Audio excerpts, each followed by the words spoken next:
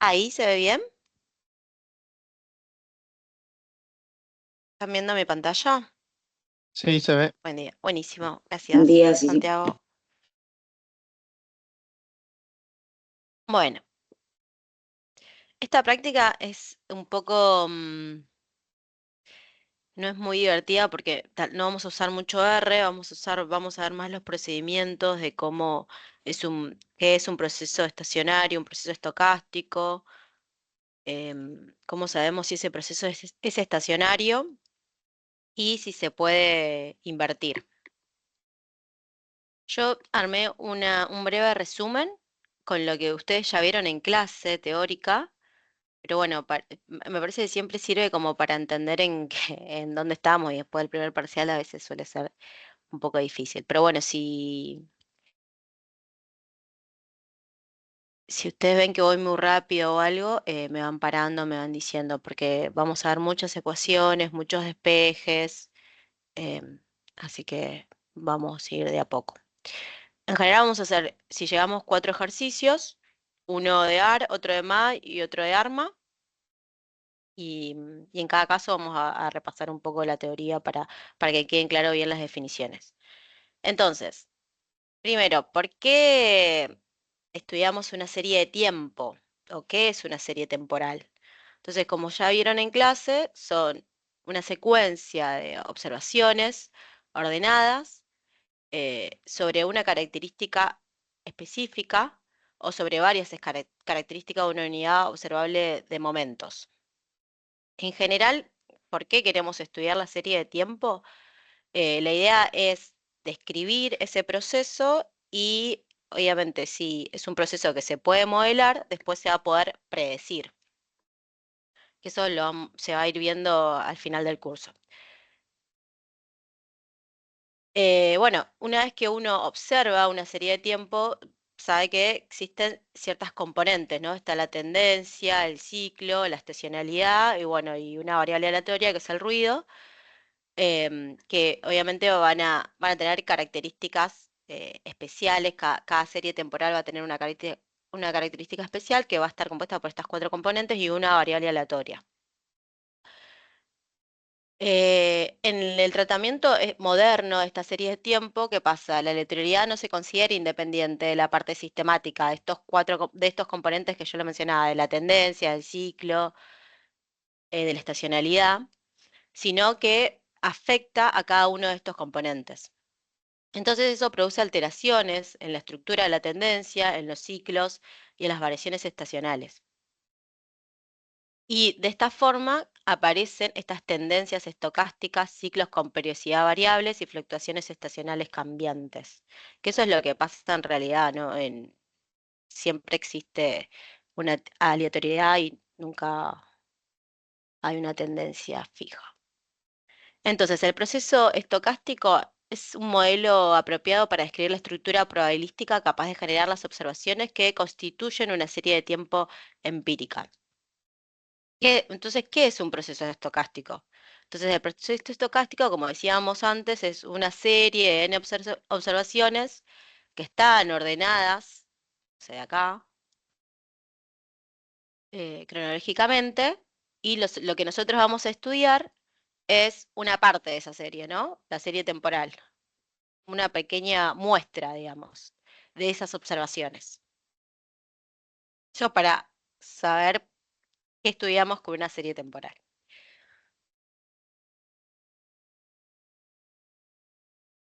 Después vamos bueno, otra parte importante de los procesos es entender qué es un proceso estocástico estacionario. Y bueno, un proceso estocástico estacionario es un tipo de proceso estocástico. Y vamos a decir que un proceso estocástico es estacionario cuando en un tiempo dado no se modifica su estructura probabilística, es decir, que se mantienen constantes las características de la población generadora de observaciones.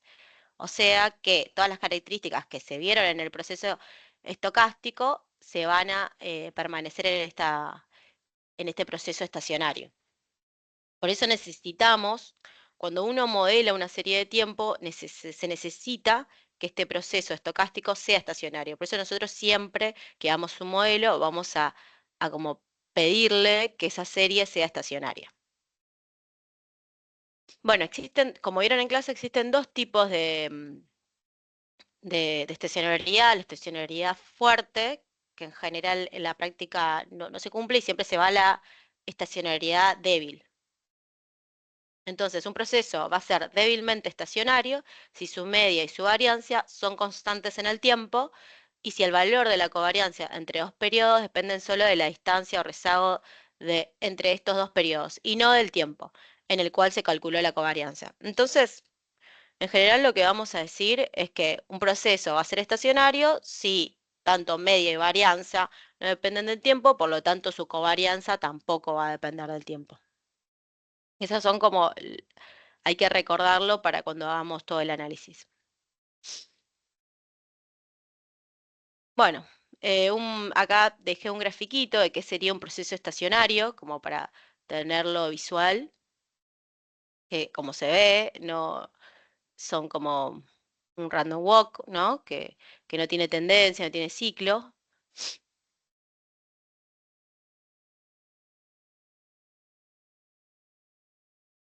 Y dentro de los procesos estacionarios se encuentran los semideterminísticos o mixtos, que son estos autorregresivos y de promedias móviles, que explican algunos números de fenómenos sociales y económicos, que se utiliza mucho para el estudio económico y en general se utiliza el mixto, el ARMA. Entonces los procesos puros van a ser los autorregresivos de orden P y los promedios móviles de orden Q.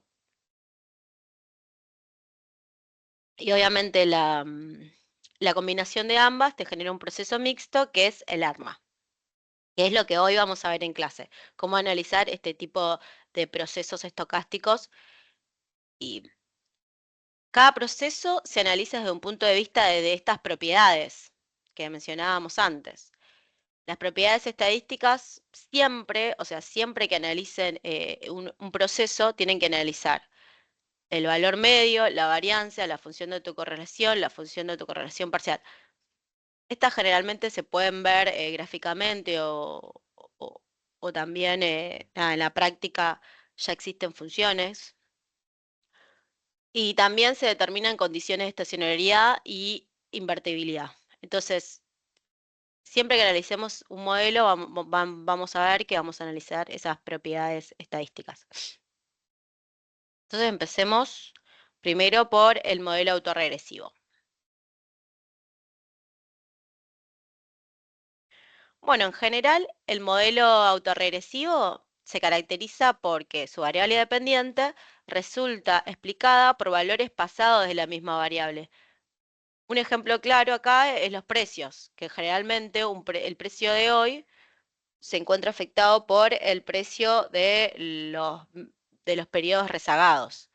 También se pueden ver otros modelos económicos, pero bueno, podría ser un ejemplo. Entonces, en un modelo AR tenemos la variable dependiente que depende de los valores pasados de esa misma, y t-1, con un valor phi. El orden del modelo viene dado por el desfasaje máximo de la variable dependiente, que incluye como variable explicativa. O sea, este es el que nos determina el orden, el phi, o lo que yo llamo phi. Bueno, acá también está lo que vieron en clase, cómo se cumple la estacionariedad débil en un AR, cuál es la media, cuál es la varianza, cuál es la autocovarianza. Como ven, ninguna depende del tiempo. Entonces, para saber qué tiene que cumplir un modelo autorregresivo, eh, qué condición tiene que cumplir para que un modelo autorregresivo sea estacionario, que su phi tiene que ser, el módulo de phi tiene que ser menor a 1. Con esto nosotros podemos decir que ese modelo autorregresivo es estacionario. Bueno, y después podemos decir qué tipo, si las variables, o sea, se hayan relacionadas negativamente, están negativamente correlacionadas, si ese phi se encuentra entre -1 y 1, sin el módulo, obviamente, y si se encuentra entre 0 y 1, están positivamente correlacionadas.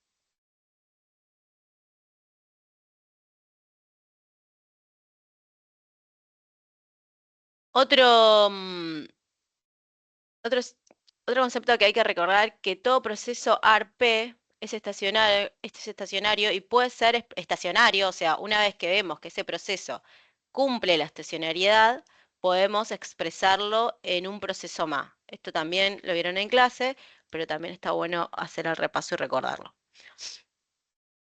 Bueno, después vamos a ver, como decíamos, en el análisis siempre hay que ver estas características, media, varianza, covarianza, que no dependen del tiempo, para ver si es un proceso estacionario. Analizamos la función de autocorrelación y la función de autocorrelación parcial. Y también puede ser que algún ejercicio pida si es estacionario y se puede ser invertible y vamos a tener que hacer algunas transformaciones. Esto es como un breve repaso teórico de lo que ustedes ya vieron en la clase teórica. Obviamente siempre tomen lo que vieron en la clase teórica. Acá solamente tomé algunos conceptos para después cuando veamos el ejercicio en sí, sea un poco más fácil. Entonces, empezamos por el ejercicio 1. Sea el modelo autorregresivo 1, que depende de su rezago, acá ya vemos que el parámetro phi es 0,8. Para ustedes, ¿es estacionario? Así, a simple vista. Me parece que me quedó ahí esto me quedó pegadito, después lo corrijo. En base a lo que vimos hasta recién, este phi es 0,8. Sí, es estacionario, ¿Por qué? porque es menor a 1 el módulo. El módulo, genial. Gracias, Emi. Sí, De a nada. primera vista es estacionario, si podemos ver el modelo así, a simple vista, y también se responde muy fácil. La condición de estacionariedad de los procesos AR1 pueden expresarse como phi menor o igual a 1, siendo la ecuación del proceso AR. Bueno, y acá se desarrolla toda la parte teórica de la ecuación, la representación, digamos, estructural del modelo. En este caso, como phi es igual a 0,8, el módulo es menor a 1, como decía Emi. Por lo tanto, ya podemos decir que el proceso es estacionario. Entonces ya lo primero que tenés que siempre de analizar un modelo es, es ver si es estacionario o no es estacionario. La segunda pregunta es si es invertible y si lo es, calcule los coeficientes θ del MA, del modelo de promedios móviles infinito, en que puede transformarse el modelo dado hasta I3. O sea, nos piden obviamente como es un modelo infinito, nos piden que lo hagamos hasta I3. Entonces, ¿cómo vemos si es invertible? Ya dijimos que sí es estacionario. Ahora tenemos que analizar si este modelo es invertible. Entonces, el proceso, por teoría, el proceso es invertible ya que todo proceso autorregresivo estacionario lo es. O sea, una vez que analizamos que el proceso autorregresivo es estacionario, también es invertible. Después vamos a ver que en los MA no pasa lo mismo, pero en los AR ya sabemos que sí.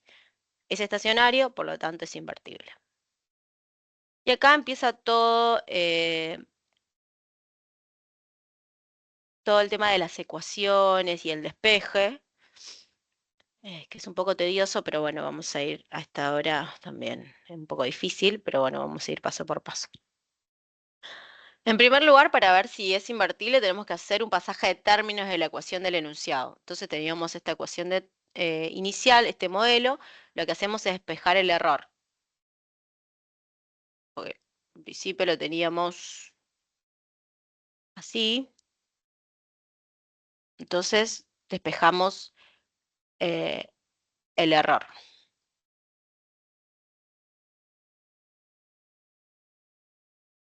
Después, como ya también conocen y vieron en clase, existen tres tipos de operadores. Está el operador lag, que es el de rezago. Está el operador diferencia, que también se utiliza. Y yo creo que están esos dos que vamos a usar hoy.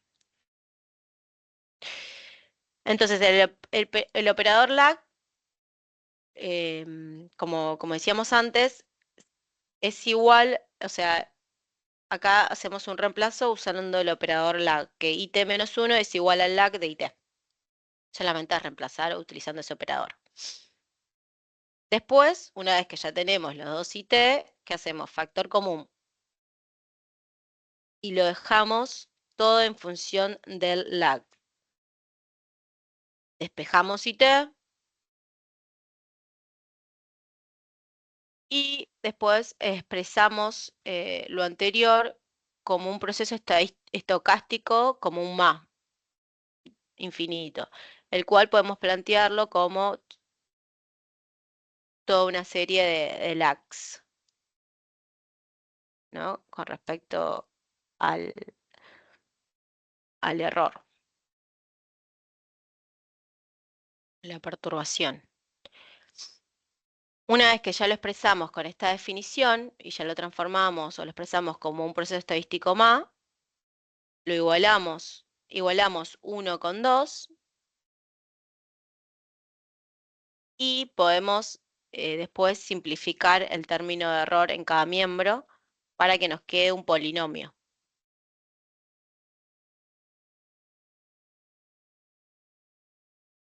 Entonces nos termina quedando este polinomio que depende en todo de los lags.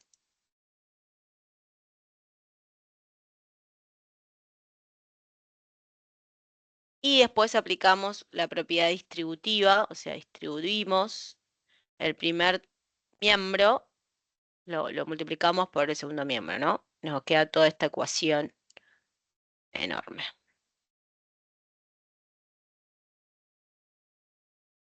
Ahí seguramente se pueden unir, por ejemplo, acá tenemos todos estos lag, pueden simplificar, acá también, hacemos como, resolvemos un poco la ecuación, agrupamos en términos y sacamos otra vez factor común, termina quedando una ecuación cúbica.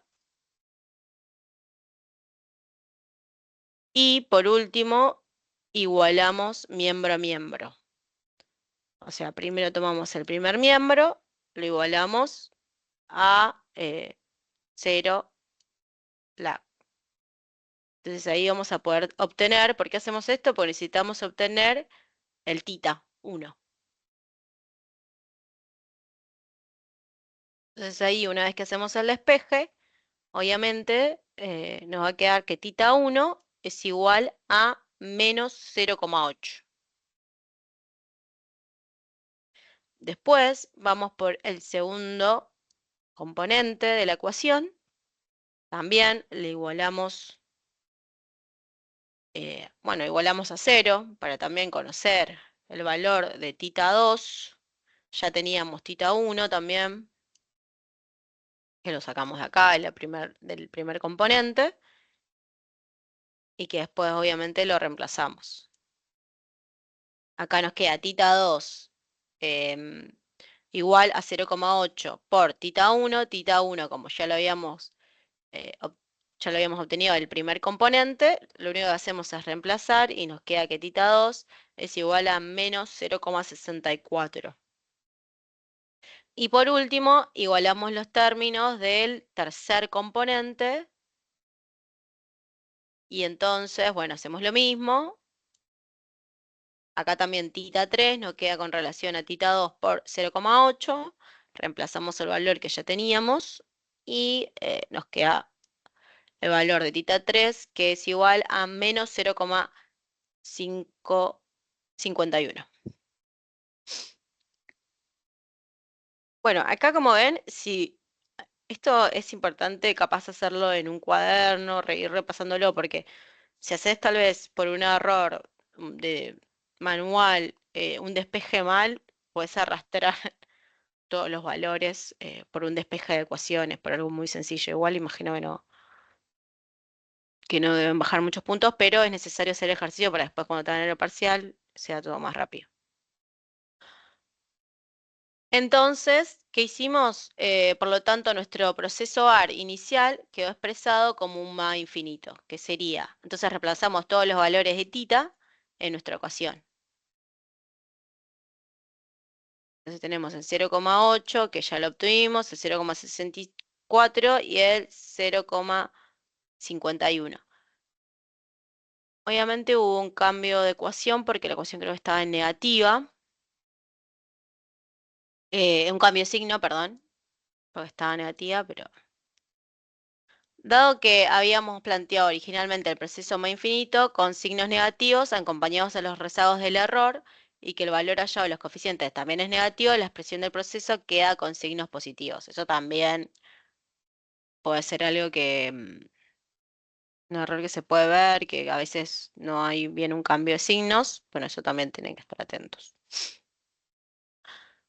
Bueno, como vieron esto, despeje de ecuaciones, obtener el tita acá, hasta acá, y vimos si era estacionario, si era invertible y se podía pasar de un proceso AR a un proceso MA. Es todo un despeje de términos. Y ahora nos pide calcular las secuencias de las autocovarianzas hasta K igual a 3. Entonces, primero, ¿qué tenemos que hacer siempre que nos pide esto? Ver cuál es la definición de la varianza de un proceso estocástico. Escribimos la definición de la varianza de un proceso estocástico, este proceso AR, donde IT obviamente es la variable IT centrada respecto a su media. Esta ecuación la centralizamos respecto a su media, esto es IT igual a la variable dependiente menos su media. Y también hicimos eh, hicimos uso del hecho de que la ecuación del proceso estocástico es una ecuación de regresión y por lo tanto es válida la propiedad de regresión a través del origen. O sea, básicamente porque centramos la ecuación.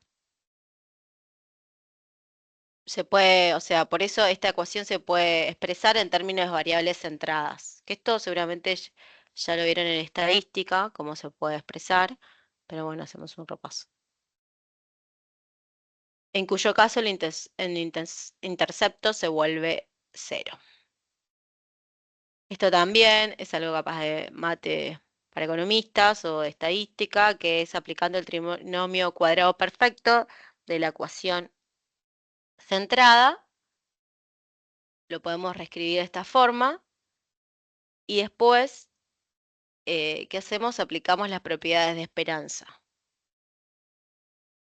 ¿no? Las constantes quedan afuera, se aplican las propiedades de esperanza. Entonces, ahí ya tenemos que la esperanza del primer término es la varianza del proceso estocástico, siempre que el proceso sea estacionario. Dicha varianza será constante y por lo tanto independiente del momento del tiempo en que nos situamos. La esperanza del segundo término es igual a 0, ya que la perturbación está relacionada con el valor contemporáneo de la variable IT. O sea, nunca puede pasar de que el error, o sea, o la relación va a ser 0 cuando el error en T esté relacionado con IT menos 1. Bueno, ya que el error está relacionado con el valor contemporáneo de la variable IT y con sus valores futuros, pero no con sus valores pasados. Es un error cometido en el periodo T, no puede afectar a los valores pasados ya realizados. Por eso también lo igualamos a 0. Y por último, queda la esperanza, que es el tercer término del miembro derecho, que es la varianza del error. Entonces, una vez que esto es igual a 0, nos queda la varianza, nos queda la ecuación con respecto a la varianza del error y el primer término, que es la varianza del proceso, que como vemos no depende del tiempo. Pero también cuando hagan las ecuaciones, el despeje, es importante que se den de cuenta de que la varianza no quede dependiente del tiempo. Entonces después despejamos gamma y llegamos a la fórmula de la varianza de un proceso AR1. Toda función de la varianza de un proceso A1.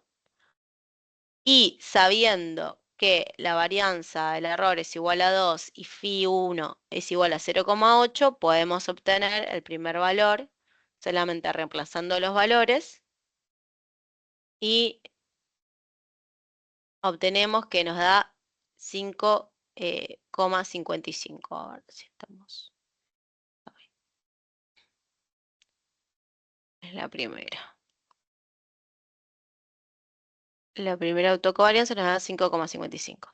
Ahora buscamos la fórmula de las autocovariancias de un proceso AR1 para K mayor o igual a 1. ¿Por qué hacemos esto? Porque en el enunciado nos decía que lo tenemos que hacer hasta K igual a 3. O sea, si ustedes en el enunciado le dicen hasta K igual a 1, bueno, llegan hasta ahí, pero como acá nos piden hasta K igual a 3, tenemos que seguir. Quedamos acá. Entonces, ahora planteamos el modelo en forma teórica, habiendo desarrollado lo anterior, la covarianza, y reemplazamos por la ecuación del AR1. Y ahí tenemos el valor de la covarianza. Después aplicamos la distributiva dentro de la esperanza. Estos son todos pasajes de términos. Aplicamos la esperanza. Las propiedades de la esperanza, distribuimos. Y dado que estamos asumiendo que K es mayor o igual a 1, la esperanza del segundo término del miembro derecho es igual a 0. Por lo mismo que dijimos antes, que el error no puede estar explicado por un término del pasado, digamos. Sí puede ser del término del momento t y el término del momento a futuro, pero no de algo que ya sucedió. Respecto a la esperanza del primer término del miembro derecho, nótese que la autocovariancia del orden K-1 es igual a gamma K-1, por lo tanto, se reescribe la ecuación anterior. Te queda con respecto a phi y gamma K-1. Entonces ya podemos tener de orden 1, autocovalencia de orden 1, para phi, para gamma 2, autocovalencia 2, también, que depende de la anterior. Reemplazamos por su fórmula y llegamos a la de orden 2. Otra vez reemplazamos y ya llegamos a la de orden 3. Entonces siempre se plantea en términos generales y después se va reemplazando con la ecuación.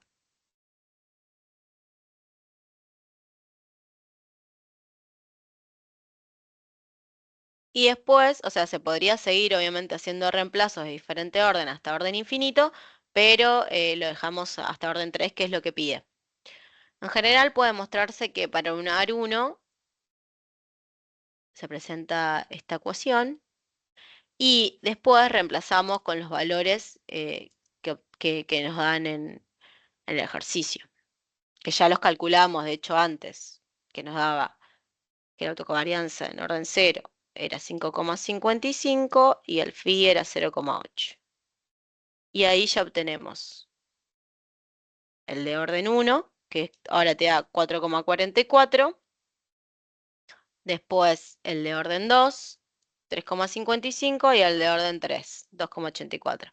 O sea que primero hacemos todo el planteo de las ecuaciones, lo hacemos a nivel general, y después de hacer los despejes, aplicamos distributiva, aplicamos la distributiva de la esperanza, podemos obtener la ecuación general y después reemplazar por los valores que, no, que obtuvimos. Y ahí terminaría el punto C. Bueno, después nos pide en el ejercicio D calcular la secuencia de la función autocorrelación hasta también orden 3. Entonces, lo que tendríamos que recordar es que la función de autocorrelación es igual al cociente entre la autocovarianza y la varianza del proceso estocástico. Entonces, entre la autocovarianza y la varianza del proceso estocástico, que como ya lo obtuvimos antes, podemos hacer un reemplazo de términos. Reemplazando los resultados del inciso C, vamos a obtener las autocorrelaciones hasta orden 3. Entonces tenemos acá como dijimos antes, reemplazamos la autocovarianza del 4,44, autocovarianza de 1, de orden 1, 4,44 dividido a la varianza del proceso que era 5,55. Nos da una autocorrelación de 0,8. De orden 2, reemplazamos también 3,55 dividido 5,55 nos da 0,64 y de orden 3, 0,51. Nótese que reemplazo de las autocovarianzas por su fórmula en términos de gamma cero, puede demostrarse que la autocorrelación, bueno, acá está la parte teórica, ¿no? Que significa lo mismo. Que la función de autocorrelación es igual a phi K1.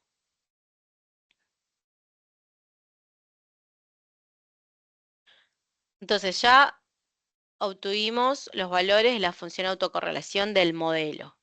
Ahora ¿qué podemos hacer? Podemos graficarlo. O sea, esta sería la parte teórica, pero también en una parte práctica se pueden graficar la función de autocorrelación y la función de autocorrelación parcial. ¿Qué nos va a mostrar? Bueno, la función de autocorrelación podemos usar los valores que obtuvimos en el punto D. O sea, tendríamos que ver estos valores, 0,8, 0,64, 0,51. Y que la función de autocorrelación parcial de orden K mide solo el efecto directo de ITK sobre IT.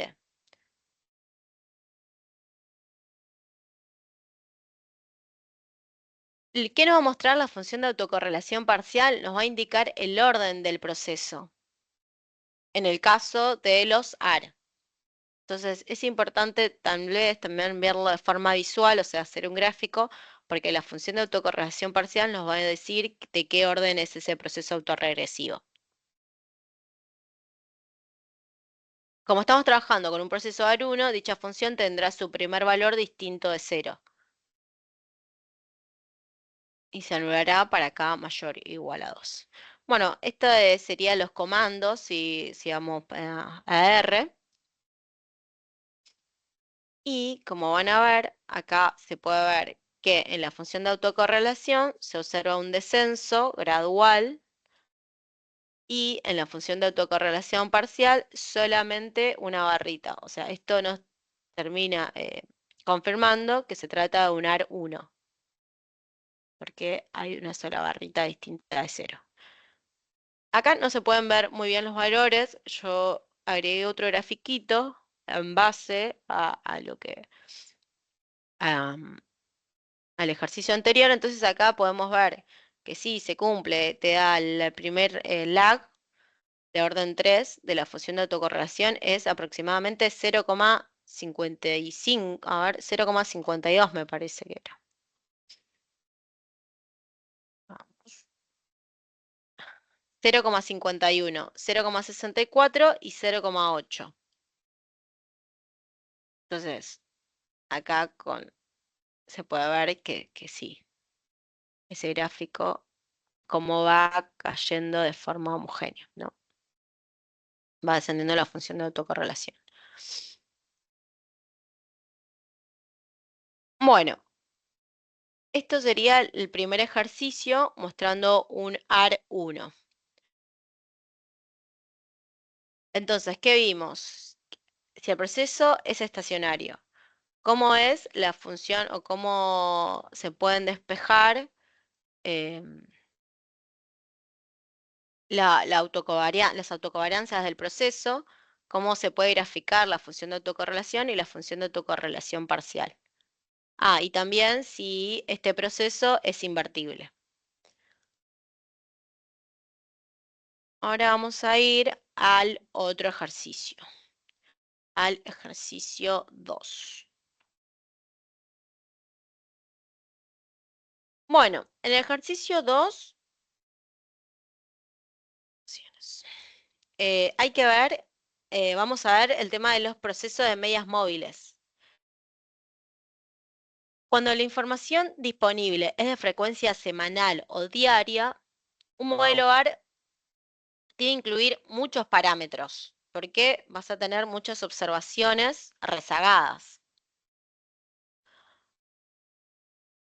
Entonces, cuando esto implica que esta estimación puede tener una gran cantidad de parámetros, si lo hacemos con un modelo AR, lo que te genera una pérdida de precisión y también te puede bajar la predicción. Recordemos que nosotros analizamos los modelos. Primero vemos si el modelo es un proceso estacionario, después lo identificamos, que eso lo van a ver en las próximas clases, y si ese estacionario se puede identificar, se valida y se puede predecir. O sea, el modelo puede generar una predicción a futuro. Entonces, por eso también tenemos que ver que no perda, que ese modelo no tenga una pérdida de precisión. Entonces ahí aparecen estos modelos de medias móviles, los MA, que son más parsimoniosos. O sea, ¿por qué? Porque tienen menos cantidad de parámetros. Eh, Acá está la primera diferencia con los modelos anteriores, o sea que son siempre estacionarios. En el anterior, en los AR, veíamos que podían ser o no estacionarios, dependiendo de si el phi era menor, si el módulo de phi era menor a 1. En este caso, los MA siempre son estacionarios, pero no siempre invertibles a un proceso AR. Entonces, hay que tener en cuenta esta diferencia. Y se pueden utilizar para modelar los fenómenos en los cuales el shock tiene efectos en periodos subsiguientes. Entonces, los modelos MA se construyen a partir de una combinación lineal de shocks aleatorios que están referidos a sucesivos momentos de t. Este modelo es apto para indicadores económicos afectados por perturbaciones cuyos efectos no son instantáneos, sino que persisten en el tiempo. También analizamos todas las características del proceso: la media, la varianza, la covarianza, la función de autocorrelación. Como vemos, tanto la media como la varianza no dependen de t. Por lo tanto, seguramente su autocovarianza tampoco depende de t. Entonces, la media es constante, la varianza finita e independiente de t y la covarianza solo depende de k. Entonces, los procesos MA, como dijimos antes, son estacionarios en media, varianza y covarianza, sin condicionamientos en el valor de los parámetros. Bueno, ya vemos las características estadísticas del proceso MA. Ahora tendríamos que ver si la condición de invertibilidad. La condición de invertibilidad del MA exige que el θ1, el módulo de θ1, sea menor a 1. Por lo tanto, es similar a la estacionariedad del AR1, que era phi, el módulo de phi tenía que ser menor a 1, que es invertible para cada función de autocorrelación. Ah, acá me quedó esto también. Sí. La función de autocorrelación parcial. Bueno, después vemos la otra característica, la función de autocorrelación parcial. ¿Qué le vamos a ver gráficamente? Que decada asintóticamente a cero en forma monótona, alternando valores positivos y negativos dependiendo del signo de θ. Si el parámetro de θ es negativo, entonces la función de autocorrelación parcial va a converger a cero exponencialmente, alternando los signos. O sea, vamos a ver que va van a alternar los signos en el gráfico. Si en cambio tita tiene un signo positivo, entonces la convergencia va a ser con todos los valores de la función de autocorrelación tomando un signo negativo. Entonces se podría decir que un proceso MA1 no puede generar nunca una función de autocorrelación que sea siempre positiva. Esto lo vamos a ver a gráfico, en los gráficos al final del ejercicio. Bueno, y el ejercicio 2,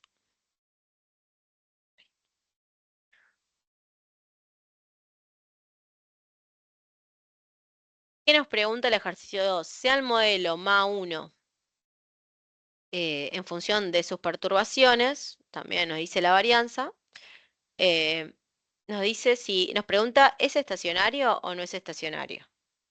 Entonces, a primera vista, ¿qué podemos decir por el parámetro menos 0,9 o 0,9?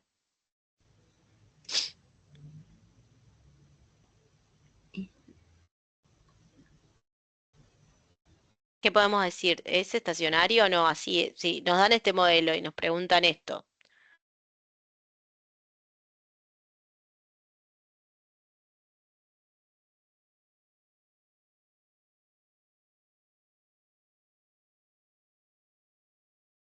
haciendo el repaso que hicimos antes.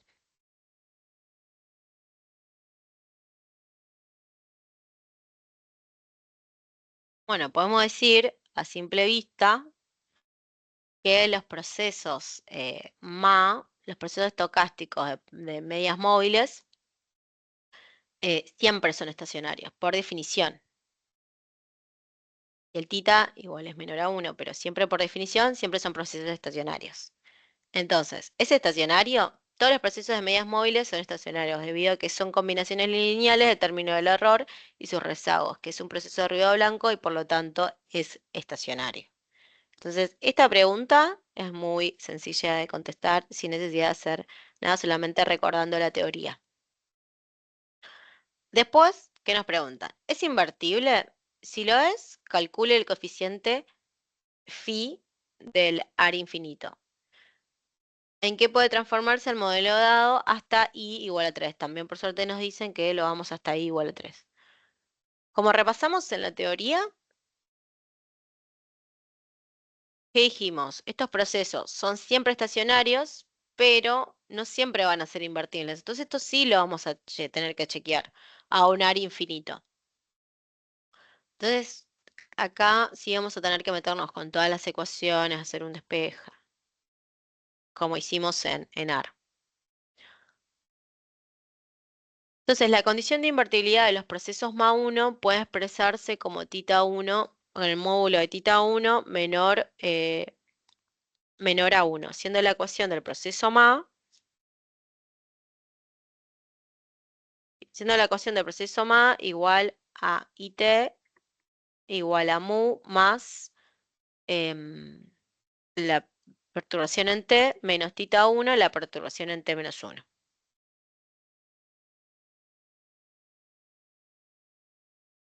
En este caso, θ1, el módulo de θ1 es obviamente menor a 1, por lo tanto el proceso enunciado es invertible.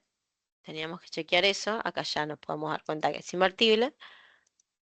Y expresamos la ecuación del proceso en términos de sus operadores de desfasaje. Otra vez volvemos a usar el operador de desfasaje, que es el lag, para que sea, para poder hacer toda la transformación de ecuaciones y poder convertirlo a un AR. Entonces, como vieron antes, en AR pudimos transformarnos a un MA con el operador lag. Y acá también podemos ir de un MA a un AR, obviamente fijándonos si el proceso es estacionario y si es invertible, podemos transformarlo a un AR utilizando el operador lag. Sacamos factor común de la perturbación, despejamos el error y nos queda un... ¿Por qué hacemos todo este despeje y que nos quede todo en función de los lag? Es para que nos termine quedando una expresión en función de los lag como un proceso estocástico, como un AR. Entonces ya conseguimos que el modelo quede como, o que el proceso quede como un AR, con un proceso de autocorrelación. Después, igualamos tanto la ecuación 1 como la ecuación 2. Acá simplificamos, imagino. En cada miembro nos queda un polinomio.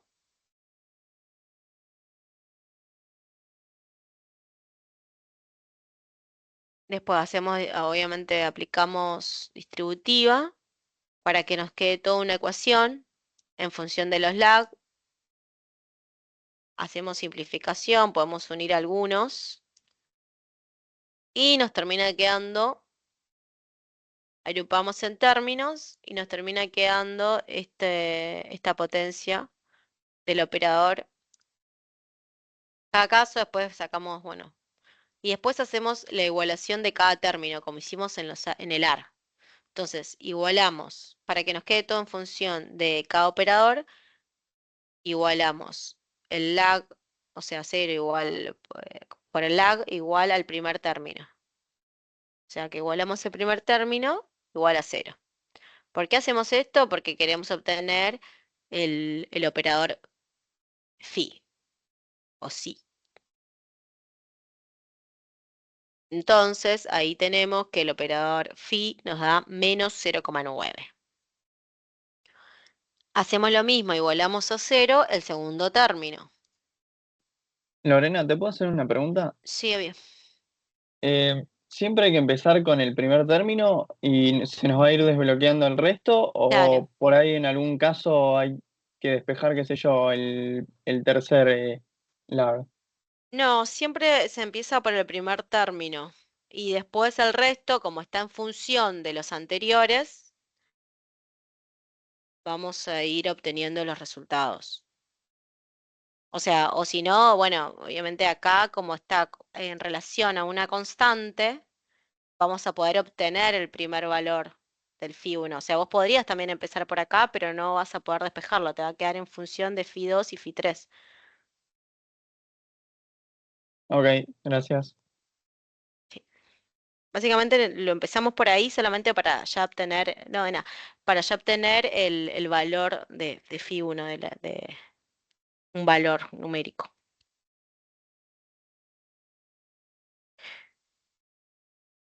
Bueno, después como decíamos, phi 2 va a depender de phi 1, que ya lo obtuvimos antes, por 0,9.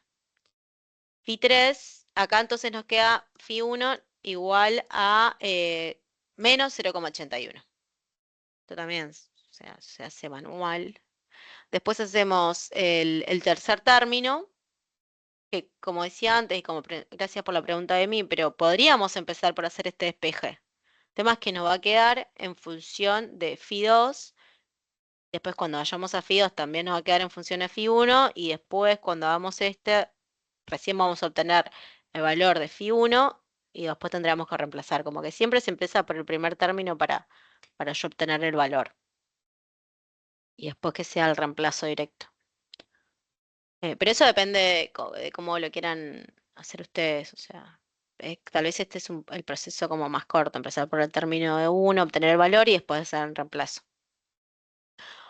Por lo tanto, nuestro proceso MA1 queda expresado en un AR, en una función de autorregresiva. Reemplazamos los parámetros que ya obtuvimos antes y ya nos queda el modelo de autorcorrelación, modelo autorregresivo, perdón. Ya lo podemos invertir, pasar de un MA1 a un AR. Entonces, ya vamos al inciso C, que es calcular, otra vez, nos pide lo mismo que en AR, calcular la secuencia de las autocovarianzas hasta K igual a 3. También tenemos que hacer todo el despeje, saber las definiciones. La varianza del proceso estocástico la podemos plantear de esta forma, por definición. Y después aplicamos las propiedades de varianza. Como bien, esta toda parte es como de matemática, de ecuaciones, es un poco tediosa, pero bueno, hay que practicarla porque eh, sí, no sé, se suele tomar algún despejo, algo de ecuaciones. Y entonces es importante tal vez saber el paso a paso, el despeje, usar este operador lag, operador diferencia. Y considerando que las covarianzas entre todos los elementos dentro del paréntesis son iguales a cero, la constante no covaría con los términos de error y tampoco con los términos de error covarían entre sí, ya que los procesos ruido blanco son independientes de su propio pasado y futuro. Entonces la varianza es de la constante, como ya sabemos, es igual a cero. Si bien la constante del proceso brindado es el enunciado de cero, la incluimos en la deducción para demostrar que una constante distinta de cero no altera esta deducción, claro. En el segundo y tercer término del miembro derecho de la ecuación tenemos la varianza del error, que es constante e igual a la varianza del error. Reemplazamos esto en la ecuación de arriba y sacamos factor común y obtenemos la fórmula de varianza de un proceso MA1. O sea, esto queda igual a cero. Reemplazamos el término de la varianza, ay, este término de la varianza acá, no, perdón, y nos termina quedando esta ecuación, o sea, reemplazamos esto en la ecuación de arriba y sacamos el factor común, claro, reemplazamos acá y sacamos factor común 1 más tita 1 al cuadrado por la covarianza, por la varianza del error. Entonces, como ya sabíamos que tita 1 era igual a 0,9, podemos directamente reemplazar en la ecuación de autocovarianza. O sea, reemplazamos este valor acá en tita.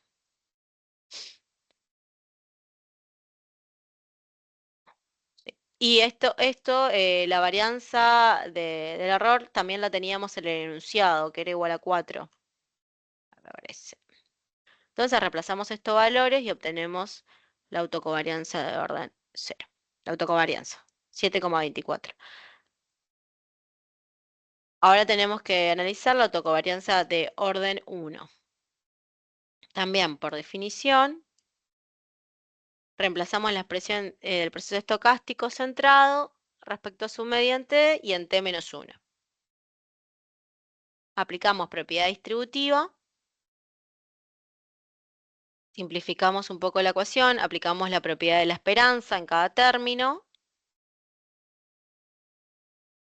Todas las esperanzas de los productos entre errores de distintos periodos son iguales a 0. Entonces, por ejemplo, esta va a ser igual a 0 de distintos periodos. Esta también, ya que el error es un proceso de ruido blanco y por lo tanto independiente de sus propios rezagos. De esta forma se anula el primer término, el segundo y el cuarto, claro, este también. Respecto al tercer término, la esperanza para ellas aparece allí, es la varianza del error. Para deducir esto, recuerda que el error tiene una esperanza igual a 0. En resumen, la autocovarianza de orden 1 de un proceso MA1 termina quedando con respecto al tercer término, como la varianza y tita, menos tita 1 por la varianza del proceso. Ahora, sabiendo que tita 1 es igual a 0,9, se reemplaza en esta ecuación y obtenemos la autocovarianza de orden 1, que es menos 3,6. Y así sucesivamente hacemos el resto de las deducciones con las para la autocovarianza de K mayor o igual a 2. Otra vez planteamos la definición de autocovarianza de orden K. Reemplazamos la expresión del proceso estocástico centrado, una expresión centrada para K mayor a 2. Aplicamos la propiedad distributiva dentro de la esperanza. Las propiedades de esperanza después, otra vez volvemos a anular los términos que tienen el error, que tienen los errores de distinto periodo. Por ejemplo, acá el primer término, el segundo término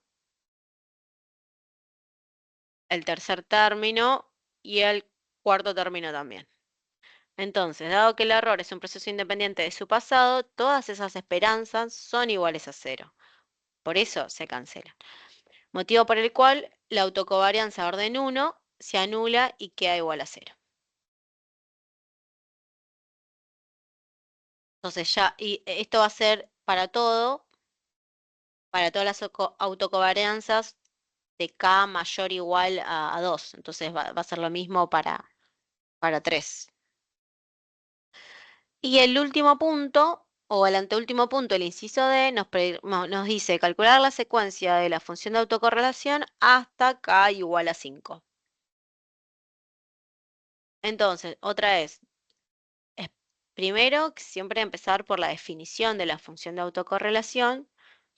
En este caso es de orden k, para hacerlo general. Es igual al cociente entre la autocovarianza de dicho orden y la varianza del proceso estocástico. O sea, la varianza del proceso estocástico y la autocovarianza del orden en que se analice la función de autocorrelación. En el caso de k igual a 1, esto ya lo podemos reemplazar porque lo tenemos del inciso anterior, la autocovarianza de orden 1. Y la varianza del proceso también la teníamos por despeja, así que reemplazamos directamente. Y nos da esta función de autocorrelación. Simplificamos las varianzas y nos termina quedando en función todo del operador, o sea, del tita. Ahora, a simple vista, como vimos en el ejercicio anterior, esto nos dice para k igual a 5, pero ya vimos que las autocovarianzas de orden mayor o igual a 2 siempre van a ser 0. Entonces, ¿qué va a pasar? Cuando que queramos calcular la función de autocorrelación, solamente, o sea, esta parte del numerador va a ser 0 para los próximos k mayor o igual a 2. Entonces la función de autocorrelación va sin seguir, seguramente va a ser 0. Entonces después reemplazamos el tita, que era 0,9 menos 0,9, y obtenemos el valor de la función de autocorrelación. El mismo resultado puede obtenerse calculando el cociente entre la autocovarianza de orden 1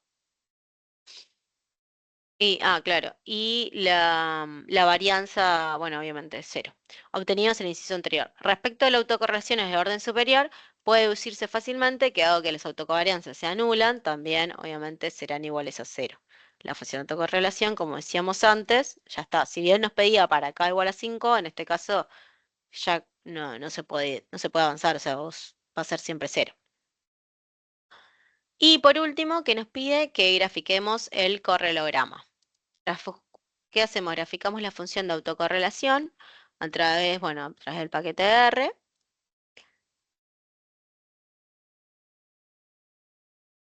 Y vamos a ver, que nos queda con un solo lag. La función de autocorrelación coincide siempre con,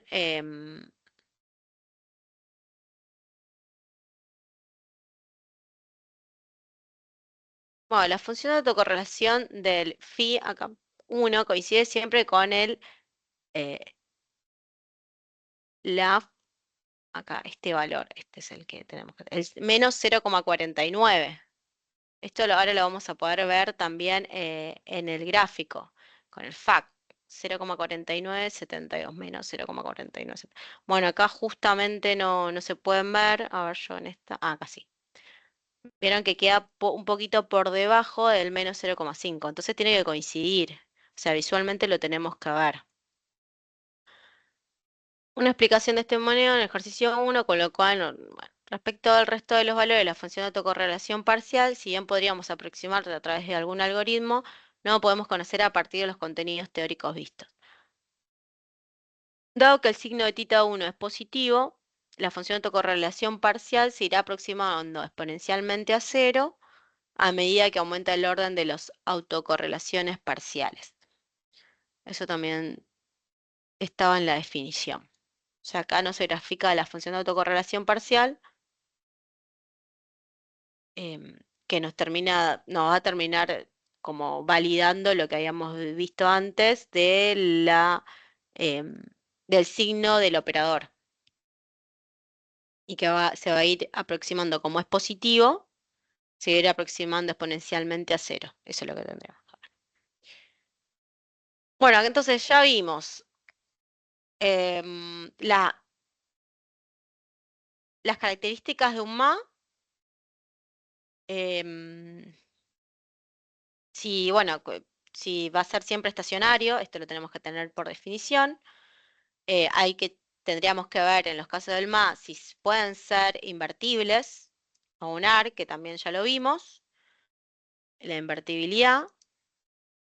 Vimos la función de autocorrelación y cómo, dependiendo del signo del operador, o sea, de tita 1, podemos ver si converge a cero exponencialmente o no.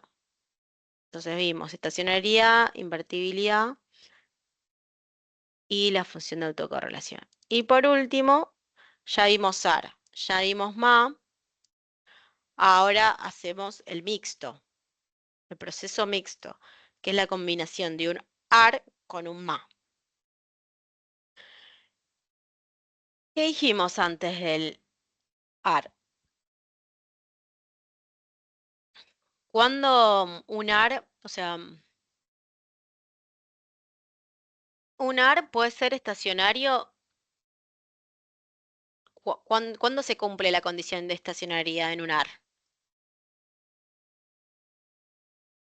Cuando el módulo de phi es menor a 0. Es menor a 1, perdón. Perfecto, genial, gracias Cristina. Entonces, en un caso de y en MA,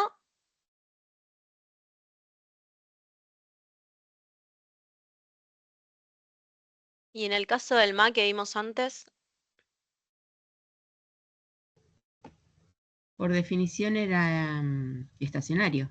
perfecto, genial. Entonces, cuando hagamos gracias Cristina por participar. Entonces, cuando hagamos el mixto, el proceso mixto, vamos a tener un componente MA y un componente ARM, donde el componente AR como que va a ser la única parte que vamos a tener que analizar si es estacionario o no es estacionario, porque como dijo Cristina antes, en un proceso MA, por definición, siempre va a ser estacionario. Entonces, el problema lo vamos a tener en esta parte del término del AR. Solamente para recordar y repasar un poco los conceptos que vimos antes y para que a ustedes después les sea más fácil. Y también lo que vimos es que, por ejemplo, en un caso de un AR que no sea estacionario, cuando el phi del módulo de phi sea mayor o igual a 1, no va a poder ser invertible, así que ahí también vamos a tener un problema. En los MA, como se mencionó antes, todos los procesos son estacionarios, pero no todos se pueden invertir a un AR. Entonces, ahí también está la diferencia. Entonces, la estructura mixta permite obtener una representación más parsimoniosa de la lograda con los modelos puros, tanto AR o MA. Tener una menor cantidad de parámetros puede lograr mayor precisión en la estimación y mayor número de grados de libertad. Entonces, este modelo, este proceso ARMA, va a ser más parsimonioso, va a tener una bondad de ajuste similar o mejor al proceso AR o MA, de mayor orden, se gana mayor grado de libertad y se puede invertir a un MA infinito siempre que la parte AR sea estacionaria, o sea, este es el tema, o a un AR infinito siempre que la parte MA sea invertible. Entonces, siempre recordemos los conceptos puros que ya vimos, o sea, de los procesos puros, tanto del ARM como del MA, y en este caso también se va a seguir. Sin embargo, las series de datos económicos que usualmente se analizan se caracterizan por ser claramente no estacionarias. Cuando esto ocurre, lo usual es que claro, generalmente cuando se usan modelos económicos, ¿qué pasa? Generalmente no, o va a suceder de que no son estacionarias. Entonces, cuando un proceso no es estacionario, lo que se hace o que se hace usualmente es probar con las primeras y segundas diferencias. O sea, se diferencia el modelo para lograr que sea estacionario. Eso es como para corregirlo. Entonces, bueno, ya nos metemos en el ejercicio 15. Entonces tenemos el modelo que depende de su rezago y de la perturbación.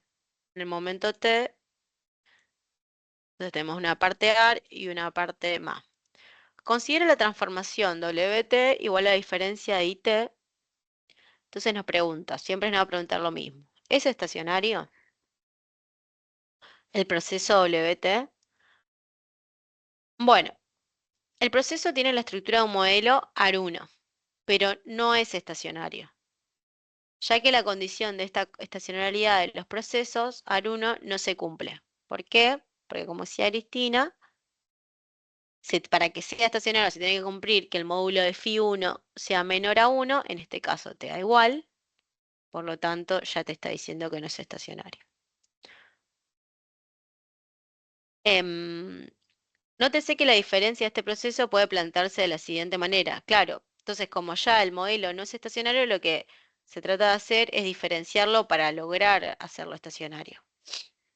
Entonces aplicamos el operador diferencia. Y que también nos lo da el enunciado, que consideremos esta transformación. Reemplazamos por la definición del modelo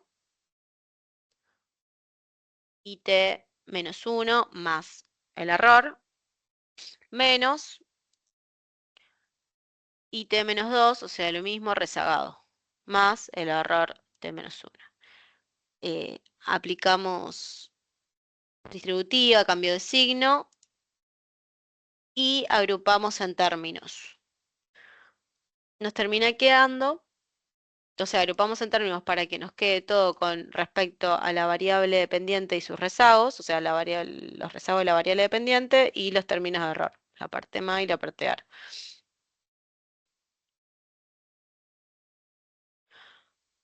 Entonces, después, por definición, podemos reemplazar, nótese que la última expresión, bueno, en realidad que esta expresión del paréntesis es la diferencia de IT-1. Y dado que en la ecuación nos decían que WT es igual a la diferencia de t, el operador de diferencia de IT, nosotros podríamos hacer la misma relación. Entonces, la diferencia de IT-1 va a ser igual a WT-1, que es lo que se termina planteando acá. Entonces, la ecuación termina quedando como WT va a ser igual a menos 1 WT más los términos de error. Por lo tanto, la diferencia del proceso, y acá nos termina quedando otra vez el modelo igual a menos 1, porque acá, bueno, no se ve el 1, pero es igual a 1. Entonces, cuando hagamos el módulo de menos 1, que es igual a 1, entonces nos sigue dando que no se cumple la estacionariedad. Entonces, por lo tanto, la diferencia del proceso planteado nos vuelve a un proceso con una estructura similar a un ARMA 1.1. El componente de medias móviles, como dijimos antes, es siempre estacionario, o sea, esto siempre va a ser estacionario, aunque en este caso no invertible, ya que θ1 es igual a 1.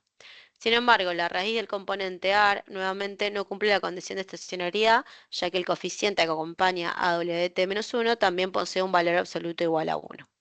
Entonces, este es un caso de un modelo, de un proceso que no es estacionario y aunque apliquemos la diferencia, tampoco se vuelve estacionario. Generalmente, como vamos a ver en el próximo ejercicio, si uno aplica la diferencia a un proceso no estacionario, se vuelven estacionarios. Pero este es un caso particular que no. Entonces, está bueno verlo o hacerlo para saber que existen estos casos. En conclusión, el proceso original no es transformable en un proceso estacionario mediante la diferenciación, con lo cual no es un modelo ARIMA. Se puede observar que no se puede transformar porque tiene un valor negativo, un caso raro, porque en general se puede invertir.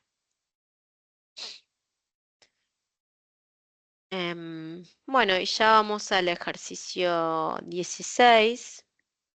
No sé si quedó alguna duda con el ejercicio anterior, pero está bueno saber de que existen estos casos. y que puede pasar de que el modelo no sea estacionario por más que se aplique la diferenciación. Por eso me pareció que estaba bueno traerlo.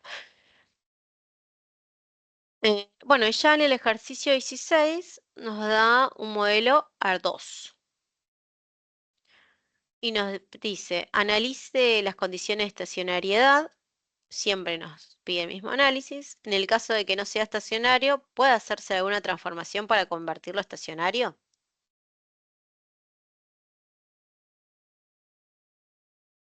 Entonces, empezamos por la ecuación del proceso, tiene la estructura de un AR2.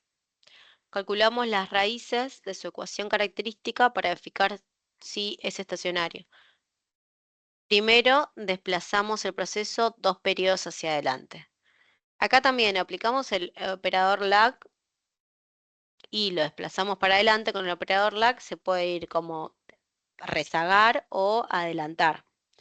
En este caso adelantamos para que nos quede todo em, en dos periodos adelantado y que nos quede una ecuación como que sea fácil de llegar a su ecuación característica, más que nada, y poder obtener las raíces, ¿no? De la ecuación característica. Entonces aplicamos el operador lag inverse, o sea, y adelantamos 2 periodos a la -2 y nos termina quedando IT más 2 menos 0,1 y T más 1 menos 0,9 IT, que si esto lo igualamos a 0.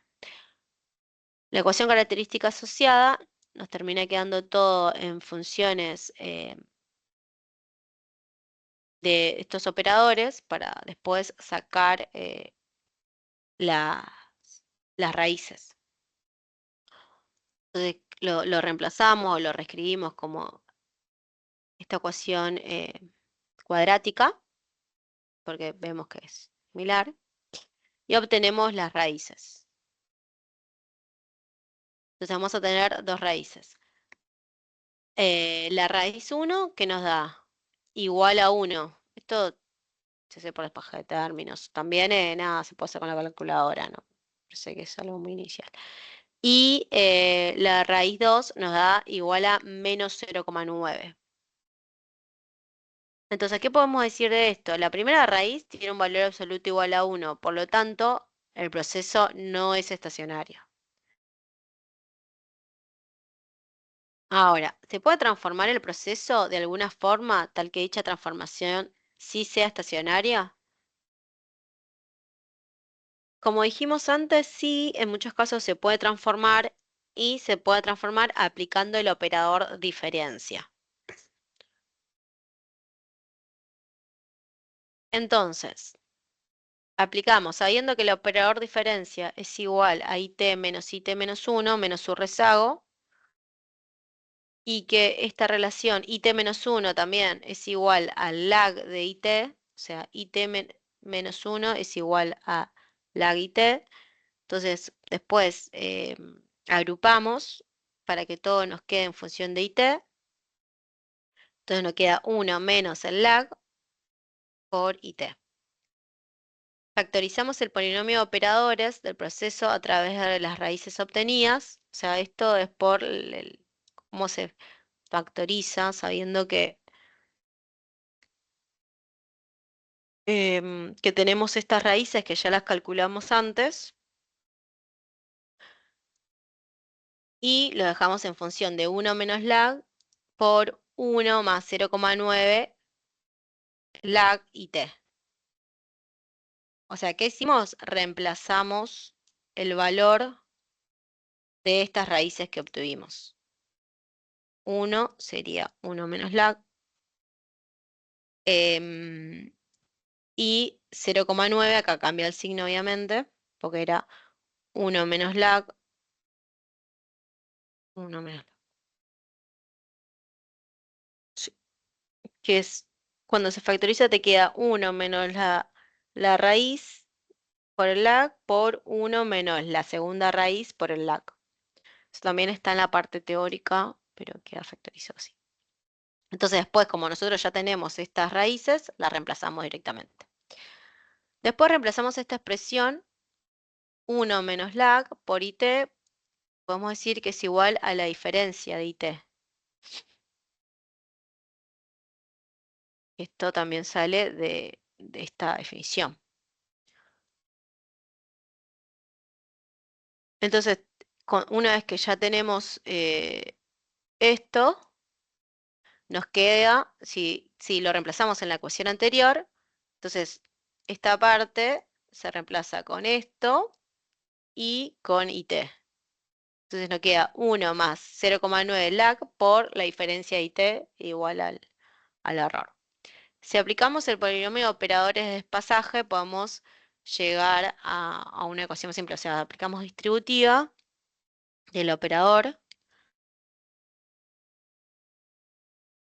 y terminamos con todo en función de las diferencias. Después despejamos IT, la diferencia de IT,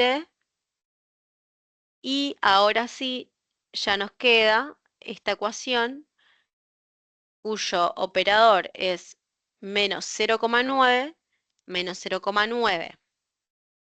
El módulo de menos 0,9 es menor, igual o mayor a 1. Menor. Menor. Entonces, ¿qué podemos decir? Este modelo, dado que el operador menos 0,9, o sea, del phi, es menor a 1, ¿es estacionario? Sí. Genial. Entonces, ¿qué hicimos? Transformamos de un modelo, gracias Cristina, fuimos de un modelo que no era estacionario, un modelo inicial que no era estacionario, lo transformamos aplicando operadores de diferencia de operador lag y llegamos a un modelo que ahora sí es estacionario, dado que se cumple la condición de estacionariedad. Por lo tanto, la diferencia primera de IT sigue un proceso de tipo AR1 estacionario, ya que cumple con la condición de estacionariedad, es decir, que este coeficiente phi1 que acompaña a la diferencia, al operador diferencia de IT-1 tiene un valor absoluto menor a 1.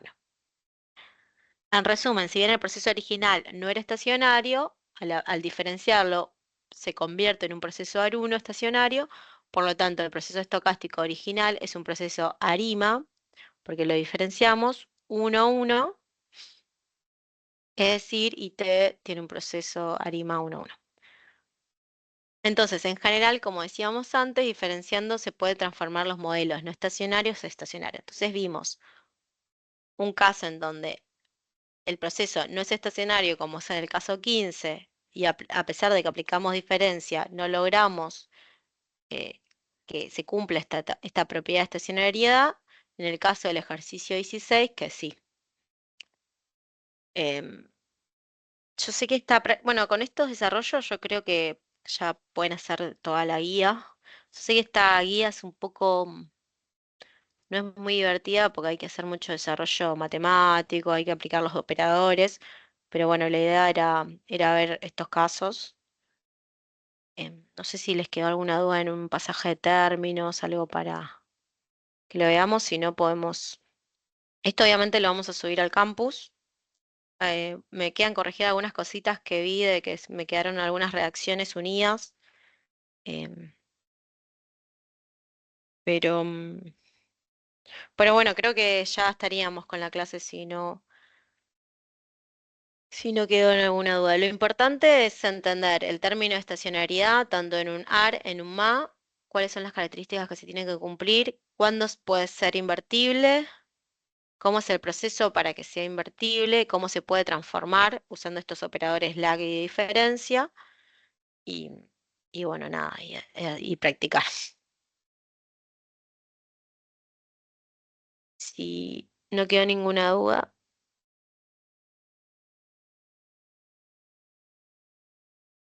podríamos terminar.